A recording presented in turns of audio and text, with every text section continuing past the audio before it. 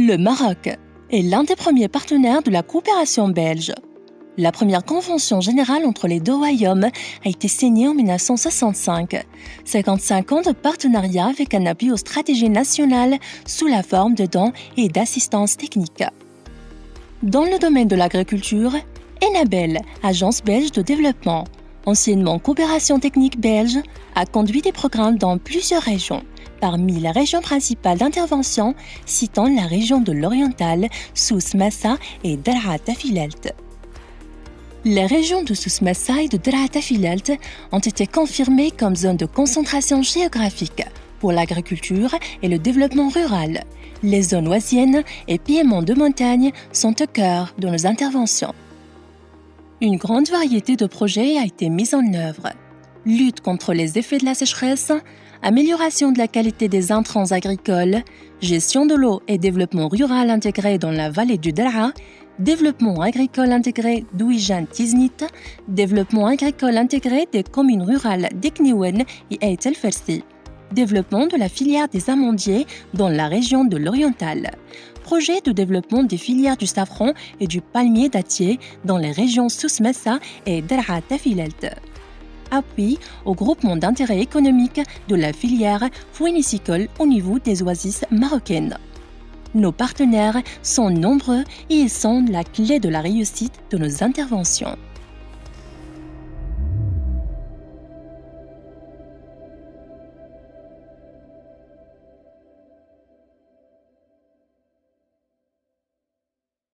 Ça fait presque 6 ans que l'Office national du conseil agricole coopère avec la coopération belge, avec Enabel. Nous pensons que c'est une expérience très riche.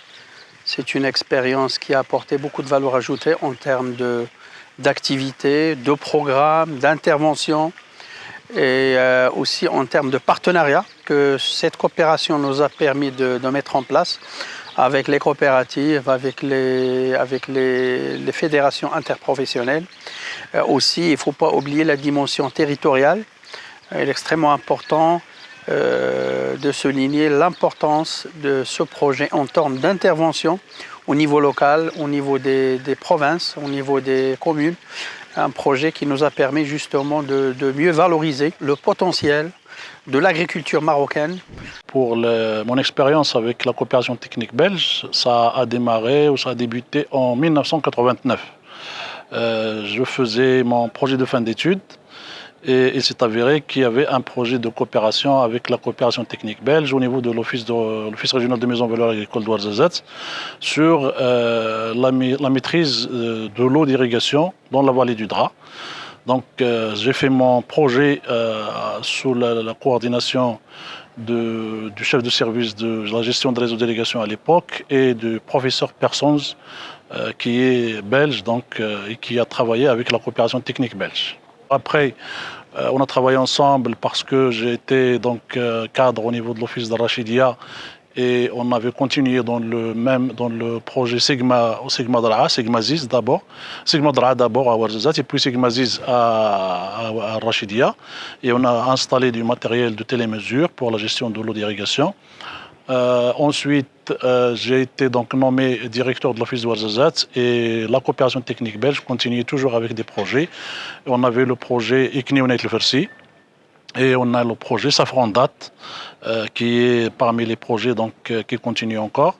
Et puis le dernier projet, c'est le projet PAGIE qui vise donc la gestion, le travail avec les groupements d'intérêt économique qui gèrent les unités de stockage de date. En effet, j'ai été un peu dans ce processus depuis le Sigma-Dra, le système informatisé de gestion de l'eau d'irrigation dans la vallée du Dra, financé par la coopération technique belge. J'ai été aussi dans le projet de Gédendra, qui a un peu essayé de diversifier l'action belge, en ne restant pas sur l'eau, mais en allant encore sur les formations et sur d'autres termes. Bien sûr, avec l'avènement du plan Maroc Vert, donc la CTP également, on va proposer pour la CTB un grand projet pour le développement du palmier dattier et du safran. La coopération entre l'Office l'envoi de Ouarzazate et la coopération belge, elle est très ancienne, donc depuis la fin des années 80. Avant même la création de la CTB, donc à l'époque de la GCD, on a commencé avec un projet Sigmadra, l'Office qui concerne l'amélioration des conditions d'utilisation de l'eau dans la vallée du Dra. Un deuxième projet dont je suis le coordinateur principal et qui concerne la gestion de l'eau également, qui est le projet Gidandra et qui s'intéresse à 3 volets.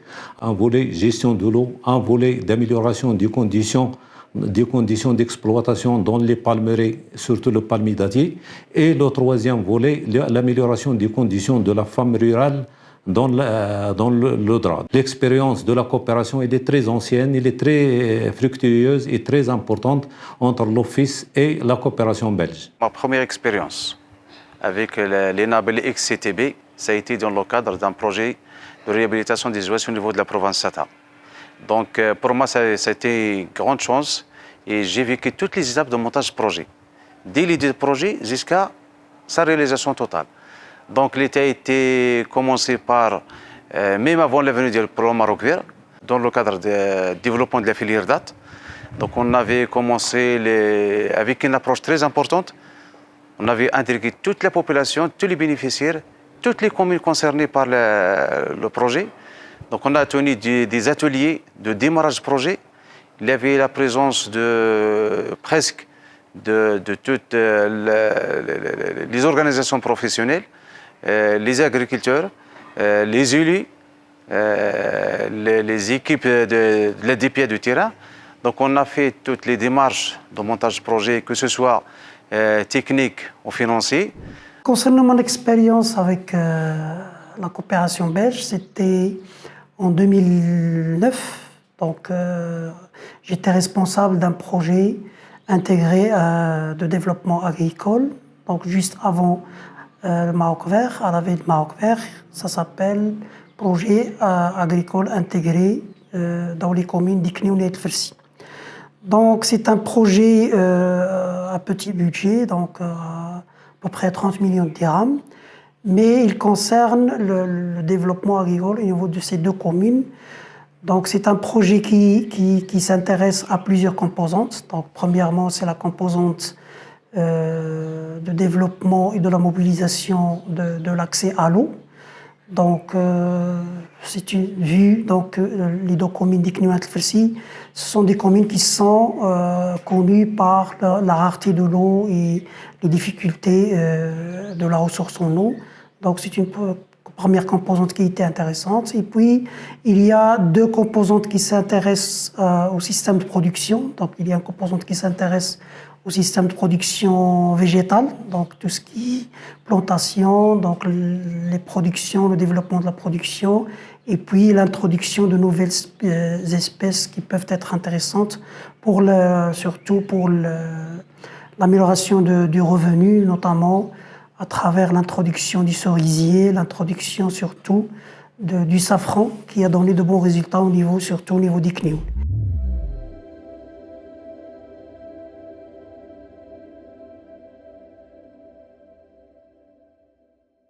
Ce projet de partenariat et de coopération avec la coopération belge a apporté plusieurs valeurs ajoutées en termes de qualité d'intervention, en termes d'innovation. Je peux citer par exemple les projets qu'on a réalisés ensemble en partenariat avec les acteurs locaux en termes d'organisation des coopératives en coopératives entrepreneuriales.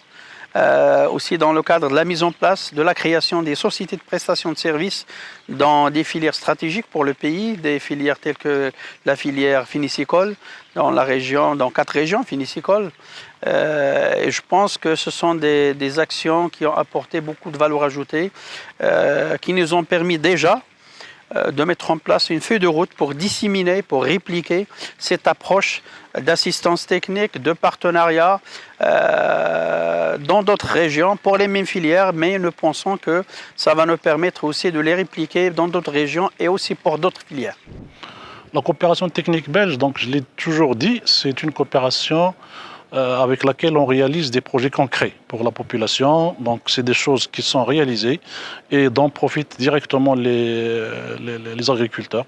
Donc, que ce soit dans le cadre de l'économie de l'eau ou que ce soit dans le cadre de la gestion des unités de stockage des dates, tout ça, c'est des projets qui bénéficient directement aux populations. Donc, je pense que c'est une coopération beaucoup plus pratique qui travaille dans le hard. Et le soft, elle ne représente pas grand-chose dans le cadre de la coopération technique belge. Il ne faut pas oublier que la coopération technique belge a une grande valeur ajoutée sur tous les travaux de l'Office en matière de gestion de l'eau d'irrigation, en matière de développement des cultures, du palmier dattier et du safran. Vraiment, il y a, sur tout le long de ces projets de coopération, il y avait un transfert de technologie de Belgique vers les cadres marocains œuvrant dans l'Office. Également, il y a beaucoup de connaissances et de formations où beaucoup de techniciens de l'Office ont bénéficié. Il faut vous dire qu'au départ, où on trouve l'outil informatique est un peu rare, les équipes qui travaillaient avec la coopération belge étaient bien dotées en matériel donc, informatique et technologique de pointe donc, par rapport à l'époque.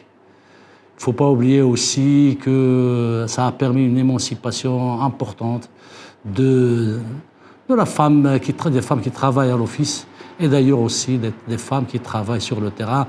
On a bien vu ça dans le safran date, on l'a vu dans le Gédendra au niveau des formations des femmes sur les associations de femmes. Donc on ne peut qu'applaudir cette coopération, cet accompagnement belge tout au long de cette période de coopération entre la Belgique et notre région, la région avant de l'Atafilat, avant et de l'Atafilat actuellement. Ayant vécu avec la GCD et la CTB, il y a une grande différence de gestion. La CTB, c'est facile, c'est l'amélioration des projets, les conditions de réalisation de projets, c'est devenu très facile. Et c'est l'Office à l'époque qui gère ces projets.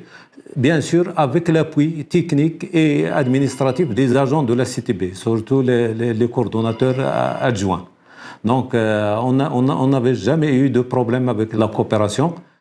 La valeur ajoutée, donc déjà dans l'approche, donc on a travaillé parce qu'on a pris notre temps à déterminer, à définir les actions à entreprendre qui concernent pas uniquement la filière, mais toutes les actions qui vont aider dans le cadre du développement local et principalement des actions qui concernent également les femmes et les jeunes, les actions qui concernent toute la partie de l'aménagement hydro-agricole, du fait que la zone se situe dans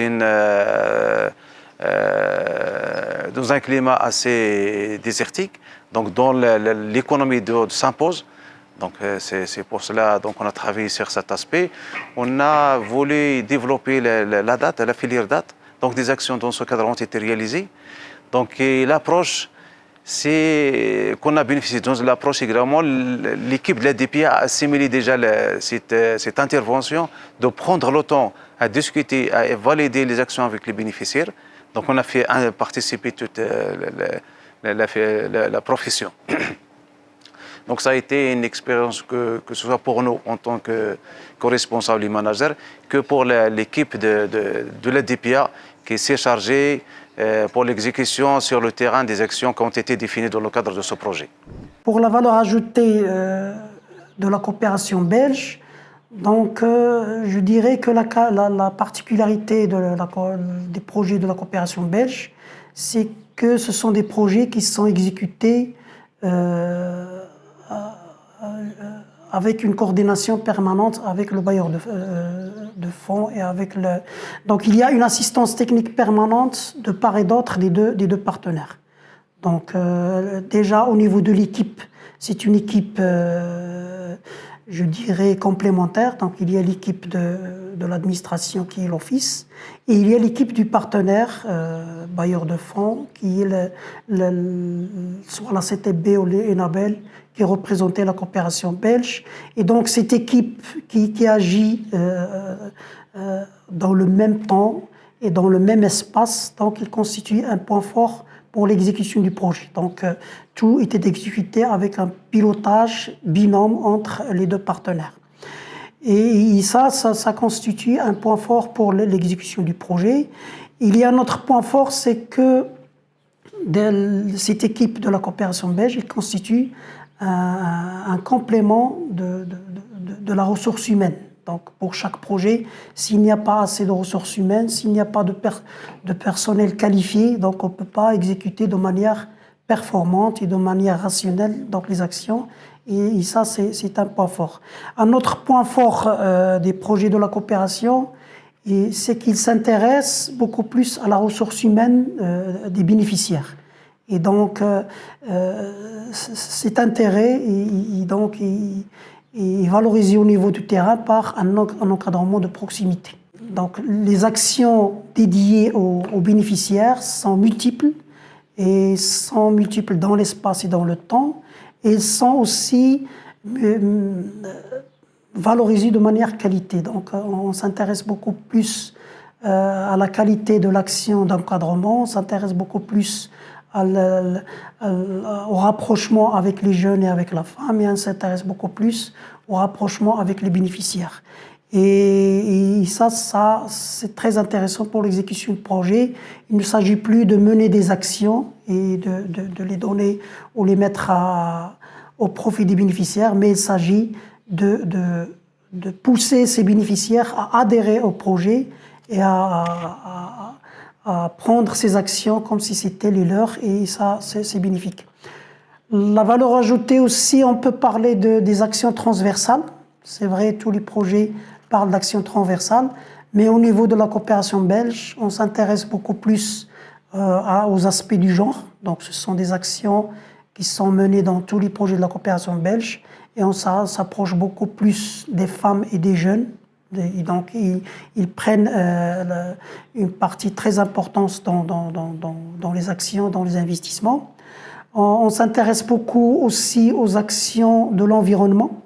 Et donc, toutes les actions des projets de la coopération, ce sont des actions qui sont évaluées sur la composante environnement. Et donc, même dans la ligne de base et dans les actions de référence du suivi évaluation, on met l'action de l'environnement comme action principale pour évaluer l'action du projet. Est-ce qu'elle a des actions positives ou négatives sur l'environnement? Aussi, comme valeur ajoutée, je dirais que la coopération belge s'intéresse beaucoup au contact et au lien avec le partenaire. Donc, si je parle de l'expérience de l'Office, donc l'Office, du point de vue de la coopération belge, n'est plus considéré comme une agence d'exécution du projet, mais c'est devenu un partenaire du premier choix au niveau par rapport à tous les autres partenaires. Et donc ce lien très intime avec la coopération belge donc a donné, je dirais, une manière d'exécuter les actions et avec nos bénéficiaires de manière très aisée et je dirais on est très à l'aise dans l'exécution des actions avec la coopération belge.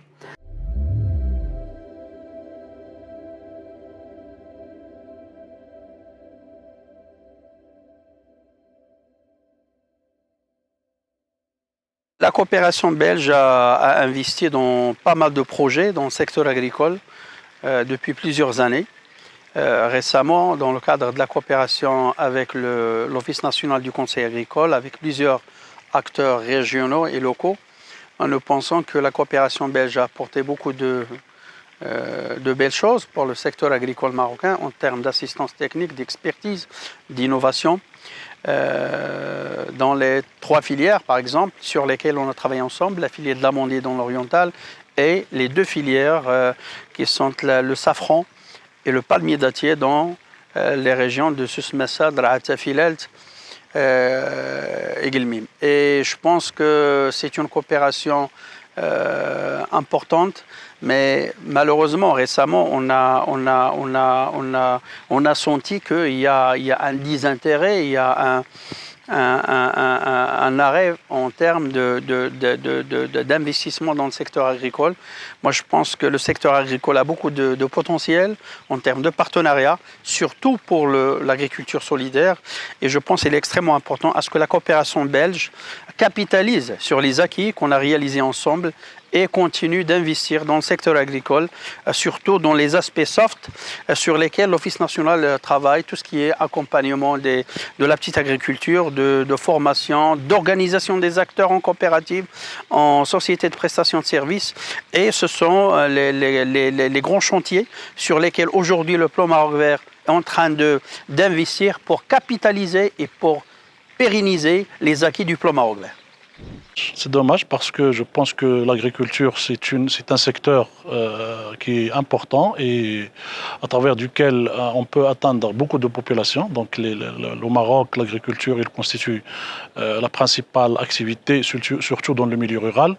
Donc je pense que c'est dommage vraiment de ne pas avoir l'agriculture comme secteur prioritaire dans le cadre de la coopération technique belge où va travailler Enabel prochainement. Voilà, ce que je trouve dommage, c'est que la coopération belge, donc le domaine agricole ne fait plus partie des priorités de cette coopération, mais je trouve ça dommage en raison, surtout avec l'avènement de la nouvelle génération, la nouvelle stratégie du ministère de l'Agriculture, Génération Green, qui met un peu l'homme au cœur de ce développement 2020-2030 pour le développement de notre agriculture.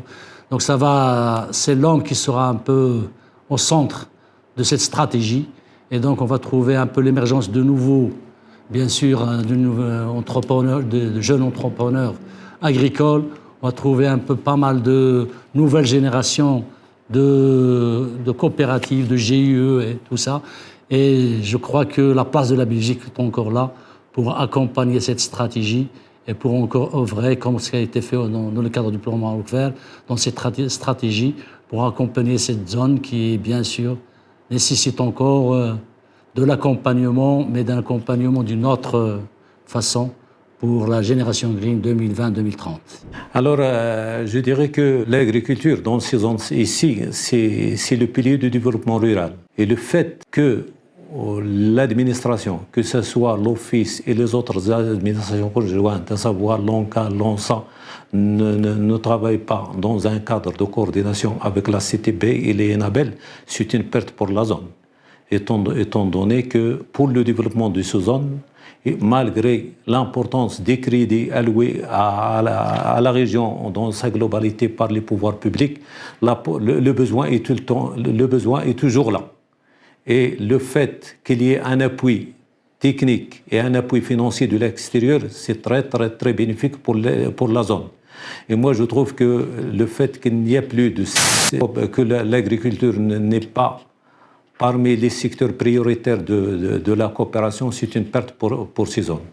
Et je préfère à ce que notre département fasse de son mieux, à ce que la CTB et Enabel, la coopération belge d'une manière générale, donne plus d'importance à ces zones-là, surtout aux palmiers dattiers, au safran, au henné, c'est des cultures spéciales, aux cultures spéciales de la zone. Comme vous le savez déjà, pour le monde rural, surtout, l'activité principale du développement des zones rurales, c'est l'agriculture. Donc, si on veut aider les populations à se développer, donc le principal levier et axe sur lequel on doit travailler normalement, c'est l'agriculture. Donc, j'aimerais bien à ce qu'on continue et tous les secteurs peuvent se greffer et s'intégrer dans ce cadre. La manière dont travaille la coopération belge, donc il s'intéresse beaucoup plus dans ces programmes de développement aux populations précaires, au monde rural, aux domaines de développement qui sont très intéressants, tels l'eau, l'environnement et d'autres domaines, l'éducation aussi. Et donc je trouve que c'est dommage que la coopération belge, je dirais, ne s'intéresse plus au domaine de l'agriculture. Donc, à mon sens, on ne peut pas développer le monde rural sans entrer par plusieurs domaines dans l'agriculture, donc notamment dans les zones d'action de l'Orne Ouarzazate, au niveau du Palmeraie, des Oasis, au niveau des vallées du nord de la zone. Donc le domaine de l'agriculture est un domaine, je dirais, structurel pour ces régions. Et donc, si on veut s'intéresser aux jeunes, s'intéresser aux femmes, mener un développement, je dirais, plus équitable, il faut continuer d'entrer par le domaine agricole. Je ne dirais pas qu'il n'y a pas d'autres domaines, mais le domaine agricole est très intéressant pour arriver au développement du monde rural. Et j'espère que dans le nouveau PIC de la coopération belge, qu'ils intègrent au niveau de leur programme le domaine de développement agricole. Surtout que nous avons une opportunité actuellement avec la nouvelle stratégie Génération Verte qui donne un grand intérêt aux jeunes et aux ressources humaines. Et je crois que c'est une opportunité pour penser à proposer certaines actions, certains projets, surtout au niveau de l'encadrement, au niveau de rapprochement. Et je crois que c'est une opportunité en or de proposer des projets au niveau de la nouvelle génération, de la nouvelle stratégie de génération verte pour le domaine de l'agriculture. Et ça permettrait au développement rural, mais aussi ça permettrait aux jeunes et à la femme, et ça nous permettrait aussi de proposer dans ce nouveau cadre des projets qui s'intéressent aux jeunes, qui s'intéressent à l'entrepreneuriat, qui s'intéressent à des domaines peut-être qui sont d'actualité.